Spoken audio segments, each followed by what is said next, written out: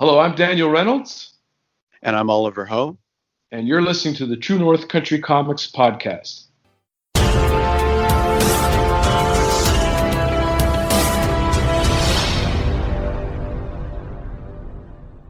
Welcome to the True North Country Comics podcast, dedicated to promote Canadian comic book creators and supporters. It's September 25th, 2020. I'm John Swinimer. If you have a comment, criticism, or question, you can contact me at john@truenorthcountrycomics.com.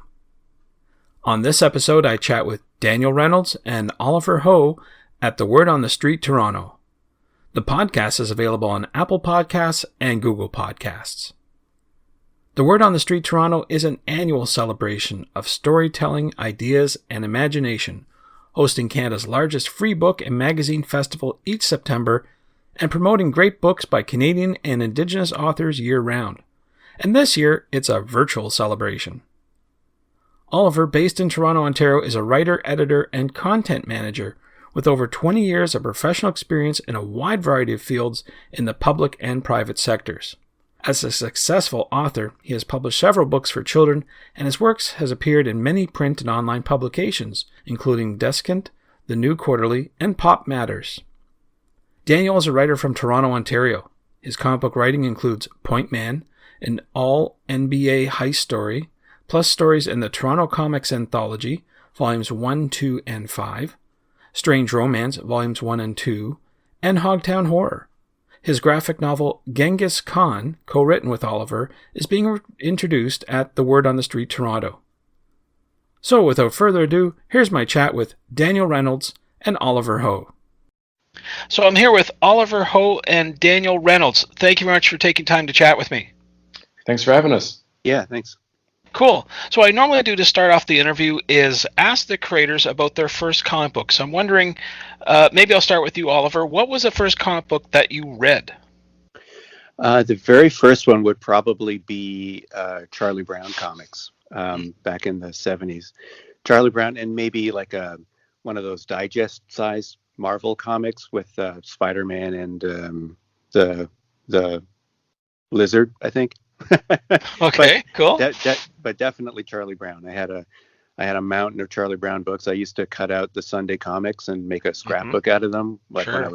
when I was like 5-6 years old. Cool.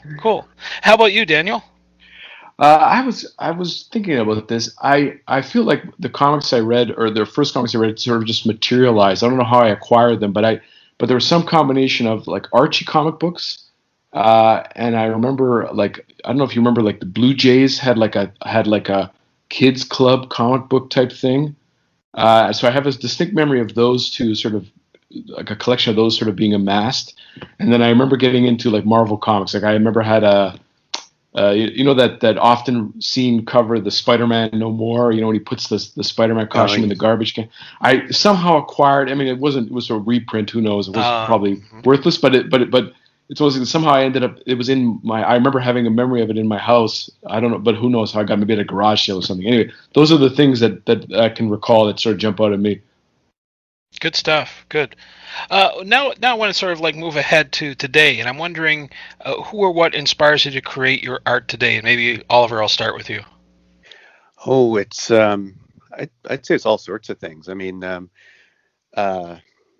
yeah, like I try to read widely, and I know Daniel really loves movies. I try to watch, all sorts of things, and a lot of different types of stories inspire me. In terms of comics, let's see.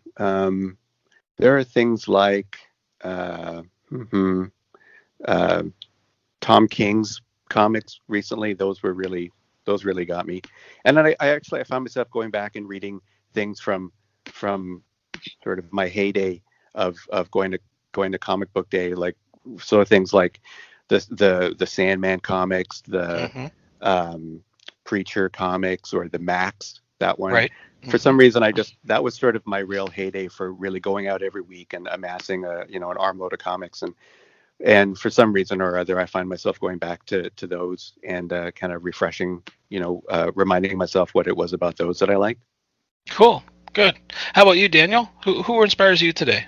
Well, I'll tell you, Oliver's right. It is oftentimes movies. I find like for example, just last night I was watching Conan the Barbarian for the first time, and don't kill me for that, but it was for the first time. But it was very much like you're watching this movie going like, oh yeah, there's like that's how it would work as a comic book. You could see it in your mind.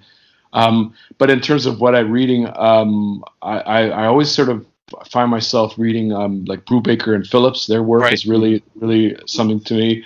I love Darwin Cook, particularly Yeah. the Parker books he did. I love those novels, and so to see them in comic book form is just incredible. And I really like Paul Pope. His art, like, is really, I mean, obviously, like it's very singular, but I find his style so mesmerizing, and I'm like every time I'm reading his stuff, I'm like, man, that's how I want to, you know. I have comic books where I'm reading them going, this is a great story, and then there's comic books I'm reading where I'm like, I want to write something like this, or I want to try and create something like this. Great. Good stuff. Well, I'm talking to you under the context of Word on the Street Toronto.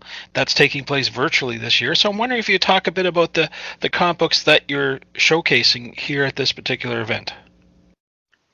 Well, I'm gonna jump in here and say that the big thing for us this at this Word on the Street festival and sort of how we ended up here is that Oliver and I wrote a comic book together, a graphic novel, Genghis Khan, that is our we're launching basically at Word on the Street, and it's been in the works for a long time, and we're very happy to see that it is finally finished. So that is the main draw for us at Word on the Street, and the main reason why we're there, and that's our main book that we're marketing. We also have two other books. Oliver can talk to the one he produced, and I can talk to another one that I produced. So, Well, before we go there, maybe you could oh, explain Genghis Khan for okay. those who are not familiar with it. How would you summarize that to someone? Uh, the log line, so to speak, is a grifter, a woman named Alexis Shrapnel, is forced to enter into a rally race, an illegal rally race from England to Mongolia, to find out what happened to her sister, who is a rally car navigator, but has been mysteriously attacked, and so she has to get involved in this broad race across various countries with a varied cast of characters, um, and find out what happened to her sister, who what happened to her, and sort of win the race in the process. Yeah, Cool. and it works in all these sorts of themes of identity and betrayal and history, family history and cultural history. It has an interesting origin. The story came up actually. Daniel and I had just finished taking several classes for maybe 2 years worth of classes with Ty Templeton on writing comics, basically producing comics, mostly writing. And through some people we knew in those classes, there was, I think, and Daniel, correct me if I'm wrong, it was a going away party for somebody. Yes. We just started chatting at this going away party, Daniel and I. And one person who we happened to be sitting next to, I think, had either just participated or was planning to participate, something like that, in one of these rally races. Not an illegal one, but an actual off-road rally race. And so we were talking to this person about their experiences, and then somehow Daniel and I kind of looked at each other and said, this would make a pretty cool story. And Daniel mentioned Brubaker and Phillips. That was one of our main touch points, was the criminal stories. When we were sort of coming up with the script, we were sort of often referencing back to Brubaker and Phillips, like what would happen in their thing. And so the story kind of originated at this odd little, like, fortuitous meeting. And then over the next year or so, Daniel and I kind of went back and forth creating a script. We tried to, one of the things that we were trying to draw on was the stuff we learned from Ty, like around story structure and character development. A lot of it was like, there's a million books and things about story structure and whatnot, but Ty's stuff was particularly compelling for us at that point. So we thought, let's try to actually use all this stuff that we've been learning and see what kind of story we come up with. And so we spent at least a year or more just developing a script, and then from there we looked for artists, and it was like Daniel said, it's been a long road, but we actually finally are launching it at Word on the Street. So it's sort of it hasn't even really sunk in for me yet that it's finally actually done. Well, it must be a great feeling to have it after all this time. Then Yeah. that's Very cool. much so. Very much so. Yeah. And you mentioned, Daniel mentioned a couple other projects you have that you'll be showcasing here at Word on the Street. Yeah. So the second book is one that I wrote and published online, but then collected into a book called Point Man. In one of my other sort of side projects, I run a Toronto Raptors basketball blog, and so I wrote like a crime story, a heist story, sort of archetypal type of story, cops and robbers, and all the various people that would be involved in a crime type story. But all the characters in it are sort of analogs to real life NBA players. So all the characters okay. are so it's sort of each character is sort of a takeoff on their real life persona. And I was sort of inspired by a quote from an actual point guard, an actual player, this player Mike Conley, who was talking about being a point guard and how you had to sort of have a clock in your head and think in terms of time and keeping everyone, keeping the team running. And I thought that's kind of like what the point man at a heist crew does. He's got to keep all these different things in play and keep everything going in his mind.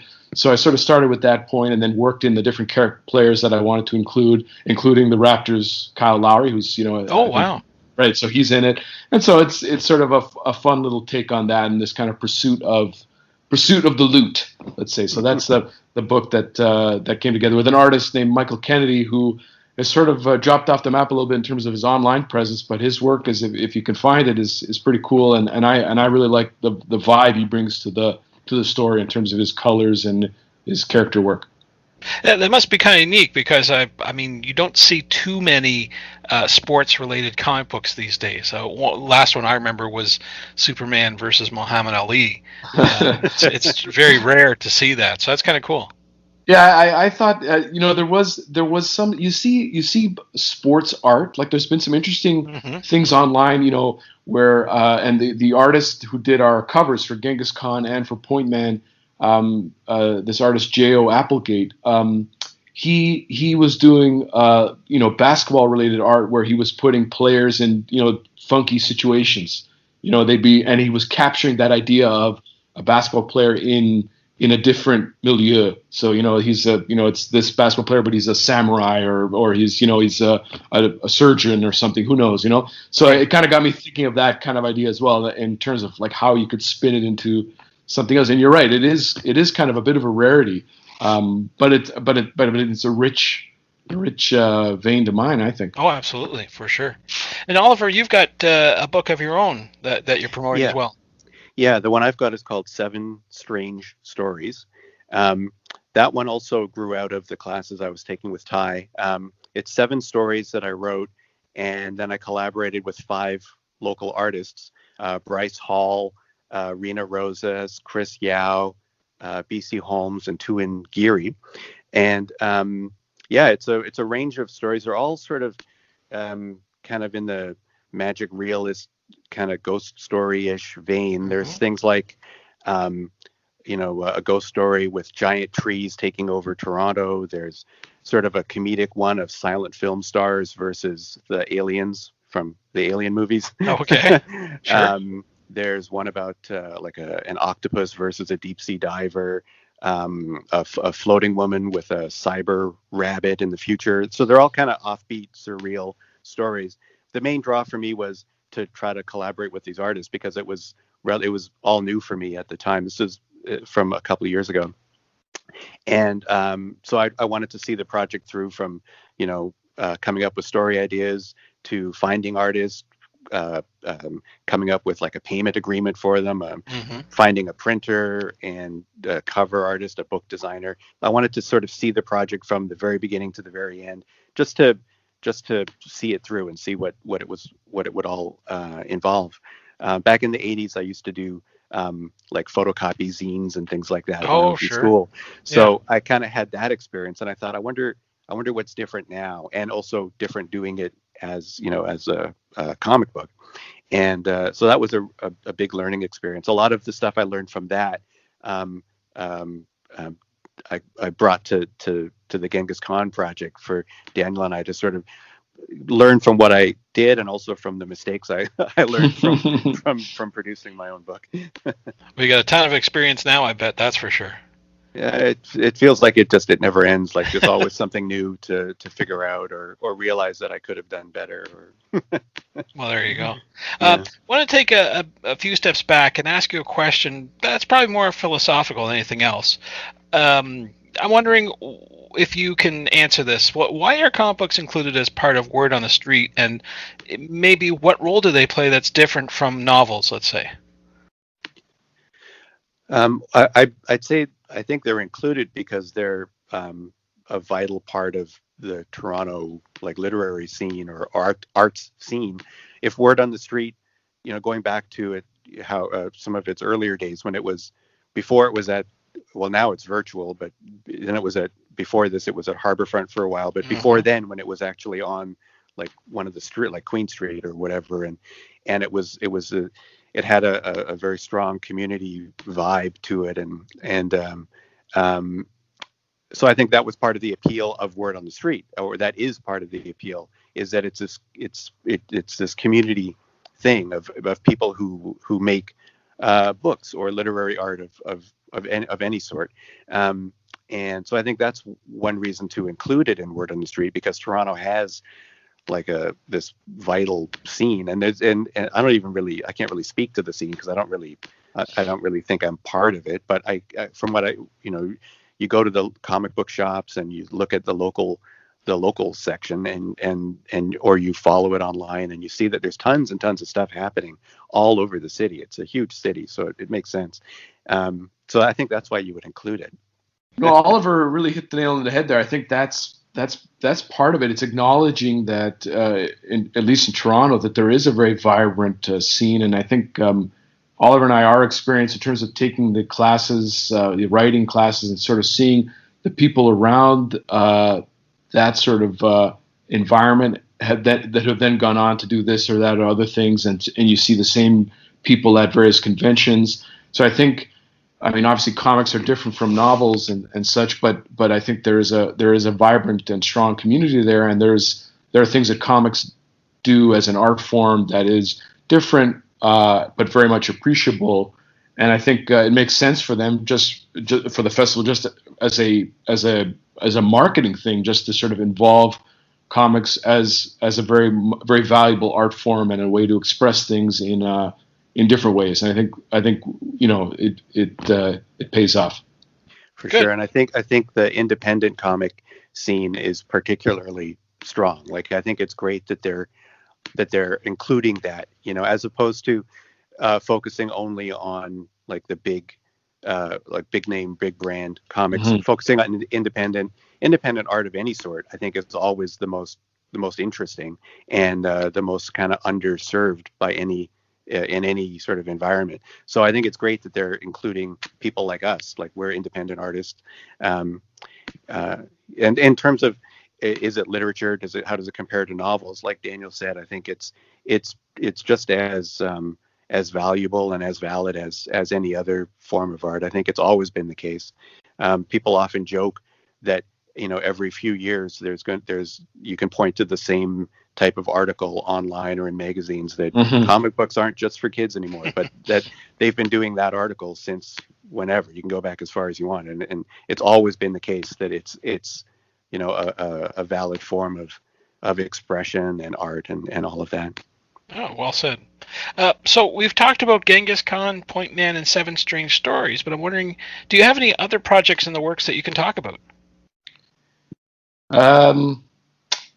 I guess for myself, we were talking about sports comics. There was a brief moment there where I felt like I might actually have a new sports-related comic, basketball-related comic to report. It's still sort of in the works. I don't want to put too much into it, but it involves a certain raptor and a certain origin story of said raptor. We'll see if it comes together.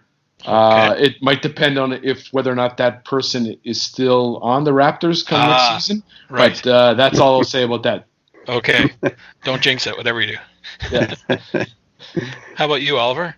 For me, I've always sort of got something on the go in one form or another. Right now, the main thing I'm working on is just trying to write a novel. speaking of the difference between comic books and or graphic novels and prose novels, that's what I'm working on now. Is just trying to finish, that project and see where it goes from there. Great. Well, I wonder if you could talk a bit about now where people can find your work online and to purchase it. So for that, obviously, for Word on the Street, we are going to be we have a digital booth there in the virtual marketplace. You can go to GenghisComics.com, which has links and information and stuff about the people, our artist Chris Peterson and other things about the book.